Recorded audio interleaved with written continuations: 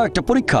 আমাদের নবী মুহাম্মদ সাল্লাল্লাহু আলাইহি ওয়াসাল্লাম বলেছেন, এটা আছে সহিহ বুখারীতে খণ্ড নম্বর ৮, যে সত্যিকারের সম্পদ হচ্ছে সন্তুষ্ট হওয়া, ধন সম্পত্তি নয়।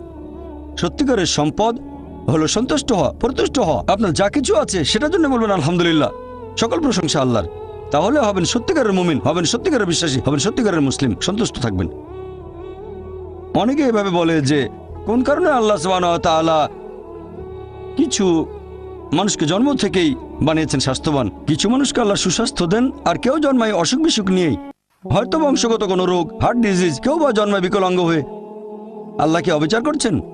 আল্লাহ পবিত্র কোরআনে বলেছেন সূরা নিসা অধ্যায় নম্বর 4 আয়াত 40, আল্লাহ সুবহানাহু ওয়া তাআলা কারোর সাথে অনুপরিমাণে জুলুম করেন না। এটা একটা পরীক্ষা। আল্লাহ এক একজনকে এক একভাবে পরীক্ষা করেন। এরকম হতে পারে যে শিশু এখন জন্মাচ্ছে, সে সময় মাসুম, নিষ্পাপ, তার কোনো দোষ নেই।